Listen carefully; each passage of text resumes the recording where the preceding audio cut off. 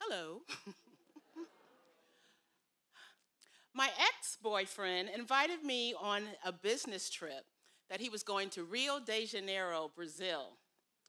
Now I know that sort of sounds like the start of a Dateline episode with Keith Morrison's voiceover. Rendezvous in Rio turns deadly. My friends thought I was crazy. My mother said something about a cow and giving away the milk for free. I don't know what she was talking about. But free trip to Brazil. I would be sauntering along Ipanema Beach, tall and thin and young and lovely. Yes, that was in my head. I went. I got my passport. It was my first international trip. I got a book on conversational Portuguese, and we were on the way. Our first day, we decided to go hang gliding.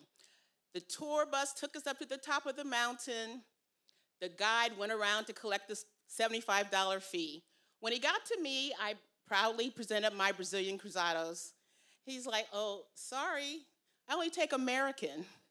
I'm just like, "I'm in Brazil. I went to the AAA and got the exchange and everything." But he said, "Sorry," my ex comes over. "You don't have any US dollars?" I was like, "Well, back at the hotel safe, yeah, but not on me." He said, "Here, take mine. But what are you going to do?" He says, "Go ahead. You wanted to go more than I did." I'm like, "Wait, when did that happen?" I don't remember saying, I wanted to go more than you. I started hearing Keith Morrison again in the back of my head. Hang gliding into disaster. So I was like, okay, that was when the first trickle of sweat went down my back. But I was like, okay. I went back and forth a little argument saying, well, really, it should be you. And the guide's like, can you make up your mind? Gotta go. So I said, okay. He handed me a helmet and a padded safety vest. I'm looking at this. Is this really going to protect me as I'm flying off the mountain? A helmet and a padded vest? It's like, okay, take a breath. You can do this. More sweat rolling down the back. So I went on, put on my gear. He said, okay, to prepare for hang gliding, you need to run fast for 4 steps and then jump into the air. So I said, okay. So I practiced run, jump. Run, jump. And so in the meantime, I was also arguing with my ex still. You should be the one in this vest and the helmet, not me. It's like, no, go and have fun. It's like, okay. So I practiced. Clouds came over the summit. All of a sudden, the guide was staring pensively off into the distance. More sweat came down, started collecting around my boobs, and I was just like, okay, I can do this. But I was still arguing with my ex. You really should be going. It's like, will you please just go? So it was time. The guy hooked me onto the big hang glider, basically a big kite, said to hold on to this triangle. That's all it was a triangle, the control bar. And he said, let's go. Run, jump. So just like I practiced, I ran 4 times and jumped into the air.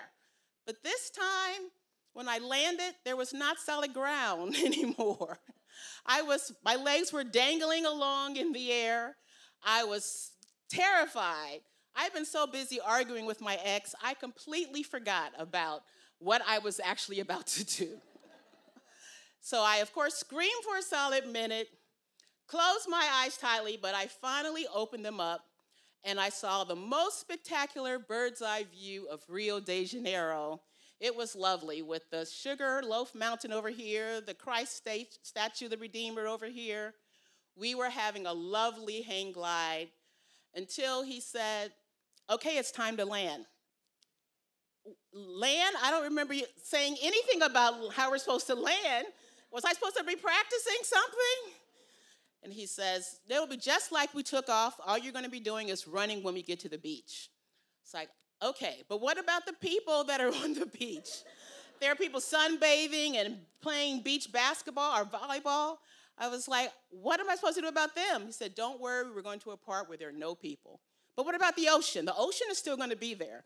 What about if we land in the ocean? He said, no, don't worry about it. I'll make sure that doesn't happen. So we finally are approaching the beach. My brain goes completely blank. my legs go limp.